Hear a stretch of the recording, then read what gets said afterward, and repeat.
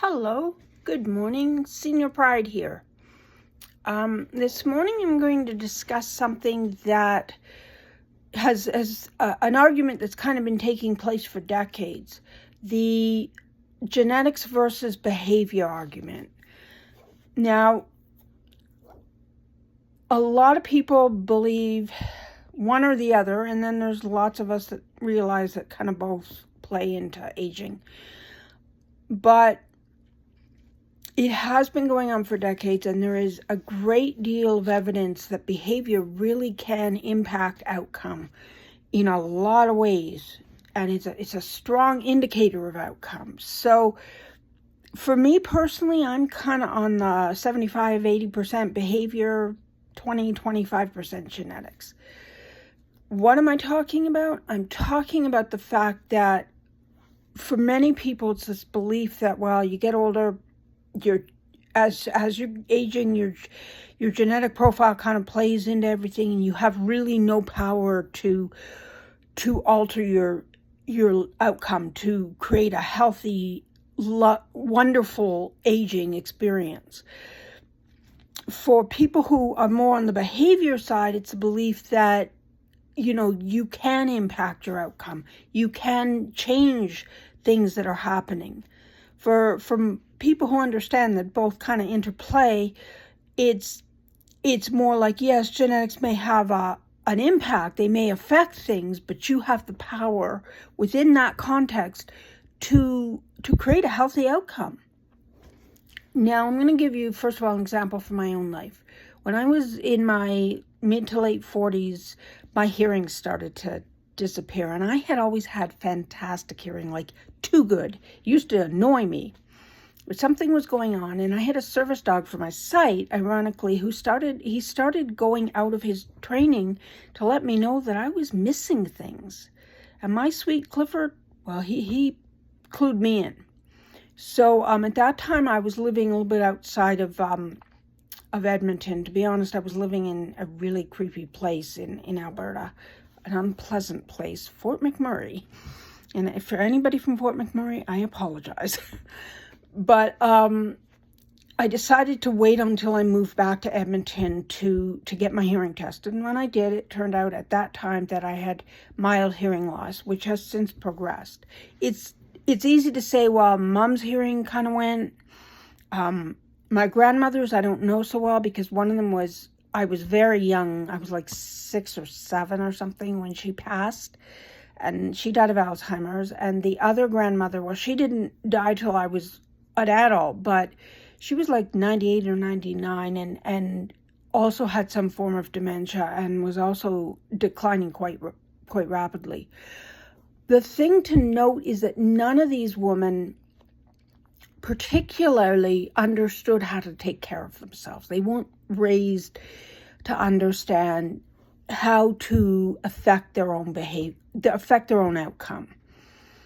My mom, as I recall, and again, I may be wrong here, but as I recall, she did talk about not taking the best care of her hearing.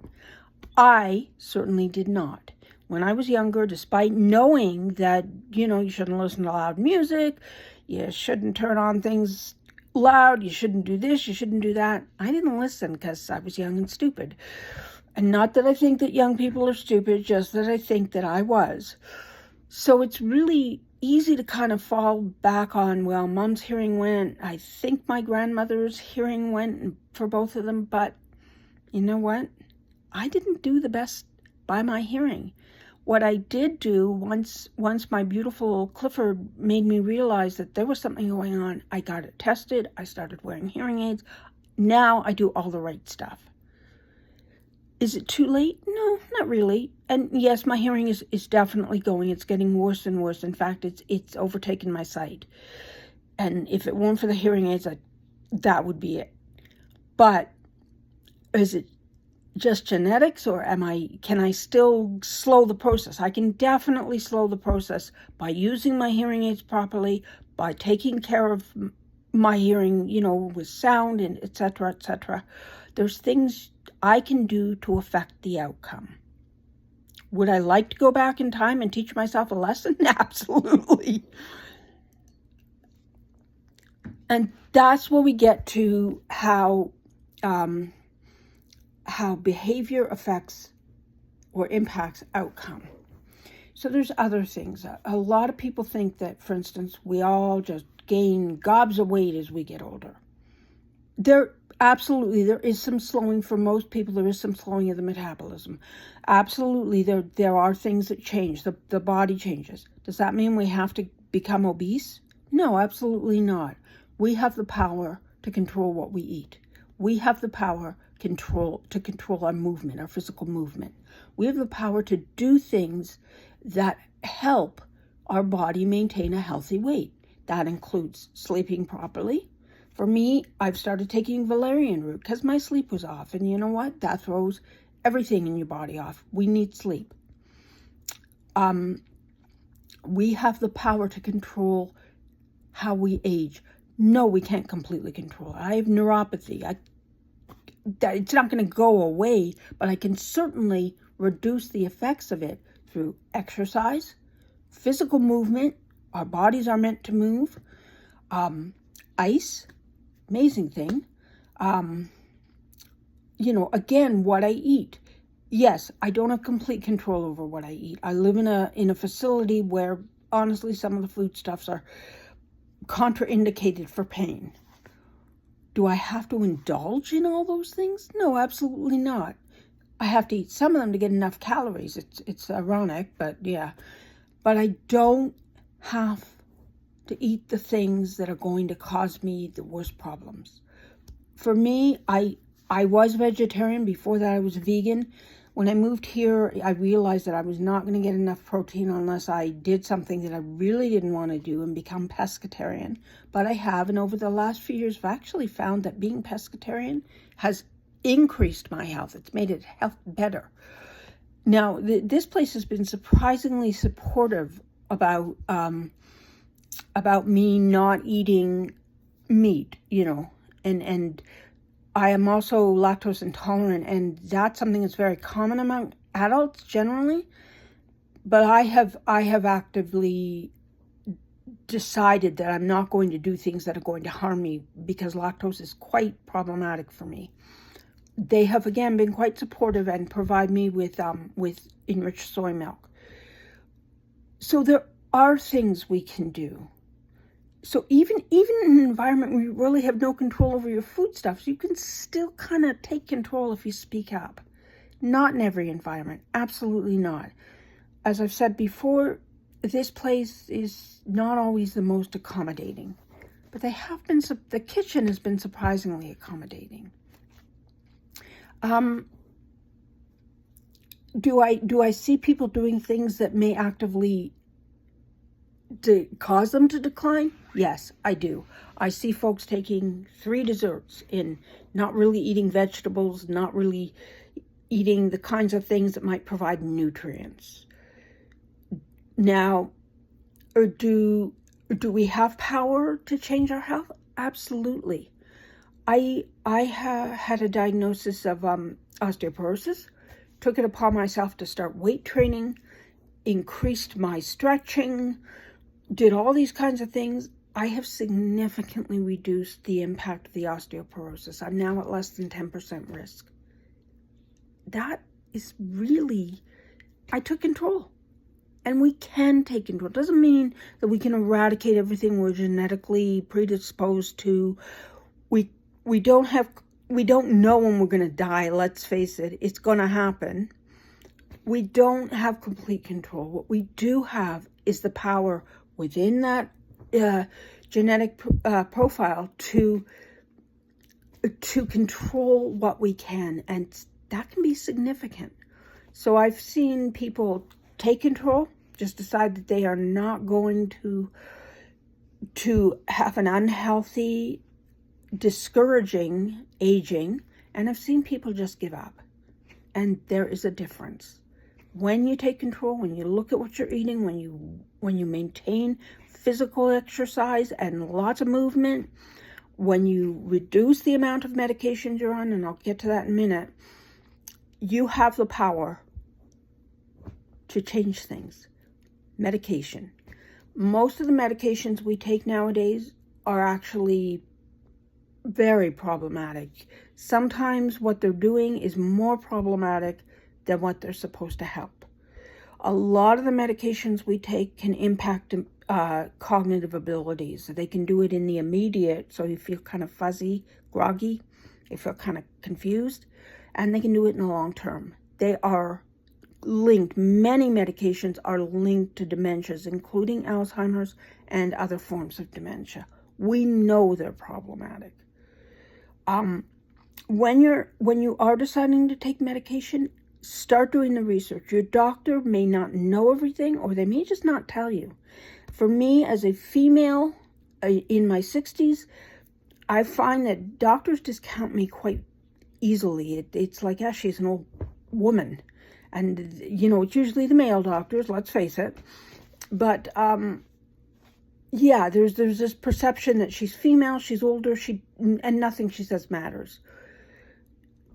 Fight it. Do not let them get away with it.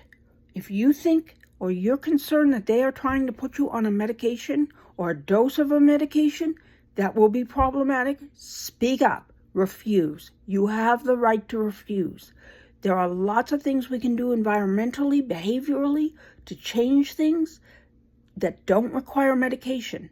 Those statins they put you on? They're problematic. Look them up. Those antidepressants they put you on? There are healthier ways to handle depression. This one I can specifically speak to with my past in psychology. Getting outside. You need lots of vitamin D. It's very important. You also need your B vitamins. Take a B complex. You know what I do every day? I take a multivitamin for women over 50 with a complete B complex. Those Bs are so important.